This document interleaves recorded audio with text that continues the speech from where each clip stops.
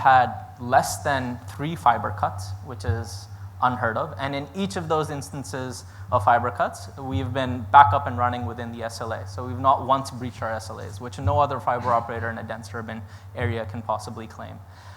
In addition to that, as we're rolling out fiber and as we're doing this, we're basically deploying anywhere between 3 to 5 cables on every route of 144 pair.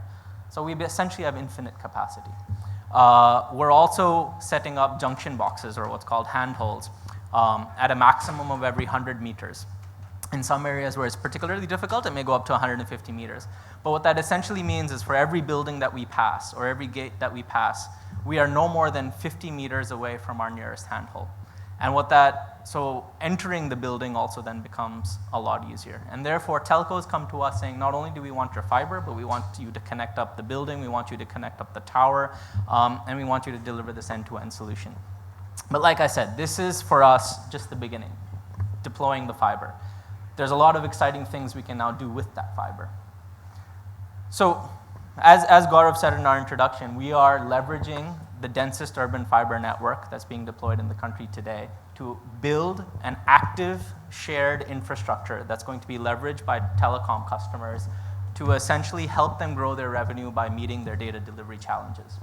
So just as tower sharing companies about 8 years ago got into the business and said that we are going to make the business of coverage much more efficient. We're going to make coverage happen across the country by basically making it shared, by decreasing time to market, by making it more cost effective.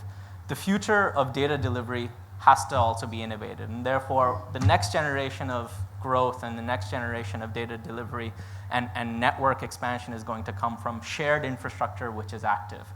And what telcos require to make that happen is basically high capacity, future-proof new technologies which are scalable and which decrease their cost per megabyte and decrease their cost of going to market. So how do we make that happen? So the business I described to you is what we refer to as phase 0. This is commercialized, running, like I mentioned, for 20 months. The next 2 businesses are already in execution phase of the proof of concept with 2 of our marquee clients. And the first piece of that is basically a managed capacity. So think about the Amazon cloud or the Akamai CDN cloud, but basically for tower backhaul. On tap, on demand, when they need it, as they need it. So as telecom operators realize that their microwave rings are starting to basically run out of capacity because microwave can only take so much, or reliability is becoming a problem in dense urban areas with construction, with weather issues, where line of sight is not possible, they're starting to figure out that they need to basically start fiberizing more and more of their towers. So if we look about what is the size of this problem. So today, an operator like Vodafone has about 1,100 towers spread across just South Bombay. Again, the 68 kilometers, that's our footprint. And operators on average, the top 3 operators on average, have only less than 15% of their sites fiberized today. In order to run an effective 4G LTE network, they need to have a minimum of 40 to 50% of their towers fiberized to deliver the type of quality of service and capacity that customers would come to expect. And what that means is, over the next 3 years, between these top 3 operators, they need to fiberize an order of magnitude about 1,500 sites. And this is not just in Bombay, this is going to play out in basically all the other major cities across the country as well. And fiberizing 1,500 sites is no small feat when you can only roll out fiber from October to May. And on average, the best of companies are doing only about 100 meters a day across dense urban areas. So the size of this problem is too enormous for any particular telecom operator to tackle on their own. Not only that, but as you're deploying the fiber, today, for each nodal base station, which means an aggregation of multiple base stations, they're already requiring, if you're deploying 3G plus 4G, you already need about 400 to 500 Mbps per tower. That number is quickly going to cross a gigabit as you start adding on more customers, as you start adding on enterprise, you start adding on potentially FTTH and things of that sort, and it'll quickly go north of 1.5 gigabytes per aggregation site. So you can see what challenge that presents. And therefore, if all of the top operators were to go out and do this on their own, they'd basically create a mess of it. The next thing, which is distributed antennas with BTS hotels. This is essentially the ability to do microsites. So today, when a tower gets fully congested in terms of capacity, the operators go out and say, you know what, we need to acquire another site, we need to split the cell, we need to, for every 2 cells that potentially get it congested, they need to set up at least a minimum 2 more, potentially 4 more. But rentals in a South Mumbai type of locality, just for setting up one rooftop site, have gone up to 15 lakhs per annum per operator. Economics don't work at 15 lakhs per annum per operator when you're actually trying to set up a site. So you can see even Vodafone, which is doing about 90 lakhs per annum in actual revenue, and they're the highest. And if you look at the Mumbai average, it's about 50 or 60 lakhs per annum. If you're paying 15 lakhs just in rent, not accounting for the rest of the OPEX, the energy, the CAPEX, et cetera, it's not going to work. And not only that, but everybody who lives in South Mumbai would know that actually towers are getting torn down. So net, you're getting a decrease in number of sites year on year rather than increase because of EMF issues, because societies are not comfortable having towers present anymore. So the way to solve this is basically creating a microcellular shared architecture which leverages the latest technologies, allows base stations to be sitting in a data center in a BTS hotel 20 kilometers away from the actual place where they need capacity and they need coverage, and a shared infrastructure that creates a footprint at that entire area.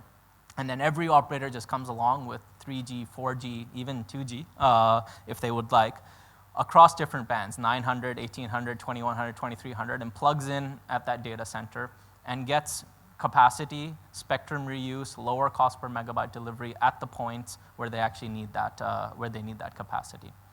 And then going forward, while this is basically creating a solution for licensed spectrum, we then also create a solution for unlicensed spectrum.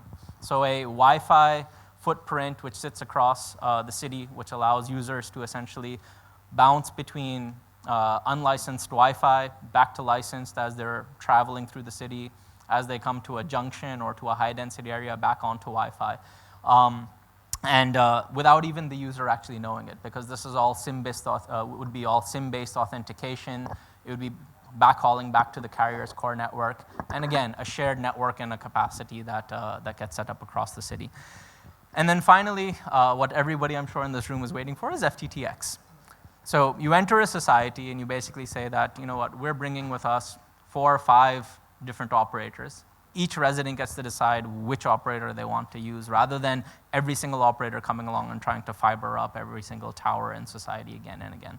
So, the holy grail being basically FTTX to every major building of interest across the city. And, as I alluded to earlier, South Mumbai is where we're focusing to start because that's where our footprint is.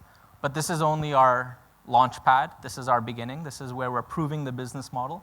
Going forward, telecom operators have already said that, as we prove the business model and scale, they're more than happy to give us their fiber to replicate this model over and over again across other major cities, to move from South Mumbai to the suburbs, and then from the suburbs to, say, Delhi, Bangalore. There's also lots of fiber, disparate fiber assets that are fragmented because no one else has the type of density we have, so no one else has been able to deliver this kind of business model anywhere else in the country. But once you prove the business model, then stitching together those fiber assets to make that happen actually becomes a much more manageable thing. So this is just the beginning. We've made a huge amount of progress in the past few years rolling out fiber. In the last 9 months of working on the new technologies, we've gotten an amazing amount of traction. And our proof of concepts are going to go live in the next couple of months. And hopefully I get to come back and tell everybody how successful they are. Thank you.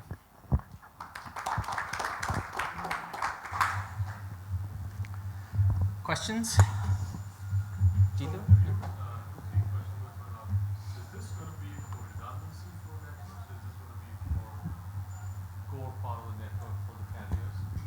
Service provider to them.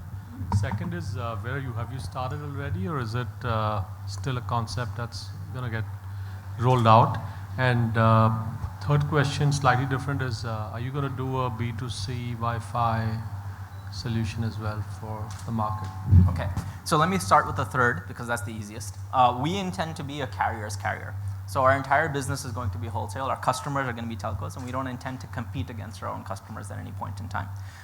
The reason being is because trying to acquire customers, build a brand, do the customer service, all that stuff is a very different business from actually running a shared network, a shared high technology network which is scalable. I think being B2C sounds sexy, particularly in today's day and age, maybe not after yesterday, but it's not the game that we want to be in. We want to build a very scalable, resilient core technology. And to your first two questions, we are live and operating with fiber backhaul for the past 20 months. We've got customers, we've got revenues, we've got operations on the ground. We're in constant, as we roll out more fiber, our customers take it. It's a very symbiotic relationship. But for the piece which I said, which is in proof of concept, the entire pre-work of the proof of concept is done. And we're basically going to be launching the shared microcellular architecture in the next 2 months. Is this similar to, in Thailand there was a picocellular network that got rolled out many years ago. Is it similar to that? Similar to which picocellular network? In Thailand they had a picocell network, but they rolled out picocells because of the same problem many years ago. Okay. Was that in India? No, in Thailand. Oh, in Thailand. Okay. So yeah, there are actually. So the one good thing I think about what we're doing is we're not trying to reinvent or invent the wheel with anything we're doing. Actually, what we've been done has been done by a number of operators around the world. So you have a company in the US called Light Tower, which does BTS hotels and does fiber backhaul, managed capacity at towers. In Indonesia, you've got companies like Porta Lindo, iForte, and SCS who are doing similar things. I've not heard of Island specifically. I've not taken a look at them. But yeah, it would be potentially similar, except that the difference between a picocell and a microcell is essentially the footprint and the capacity. Where a picocell is typically covering about 20 meters, each of our microsites is going to cover about 50 to 75 meters. So it's much more relevant in the outdoor scenario. We go to a high capacity, high traffic road or junction or outdoor area. Say you could think about like an Azad Maidan area or an area outside Churchgate or Marine Drive, Kemp's Corner junction and things like that, where acquiring sites for operators is very difficult, but there's a lot of pedestrian, vehicular traffic which is overlapping. You have flyover, you have the road below, things like that, and you basically today have guaranteed drop calls and data sessions. And those are the types of areas where telcos find it the most difficult and the most expensive to serve. And there's at least 100 such locations across just South Mumbai in this 68 square kilometers. So we would essentially go in and set up a distributed antenna across that entire area and essentially help telcos to reach deep into that. Actually, just going back to the first question, so is this dominantly a redundancy this argument for the carrier, or is it a core? No, this is core. This is absolutely core. So our network on the microcell side, and then when we do Wi-Fi, becomes the basis of their capacity in that area, of their access. So their core network today, the macro sites or the large rooftop sites that they have, would still basically provide the ambient signal. But our network basically provides the capacity and the focus signal. And you kind of think of it, for people who are not so familiar with telecom architecture, you can kind of think of it, as a lighthouse that lights up the block. That's the macro site. But we're providing the street lights that will actually give you the focused energy where it's actually needed. Thank you, Kunal. If there are any questions, you can take them offline. Just want to know, this phases that we have, two phases for that we mapped out, what is the timeline? So phase 1 and phase 2 basically go. Yeah, phase 1 and phase 2 basically go live in about 2 to 3 months from now, and then the other two follow very quickly in the coming year.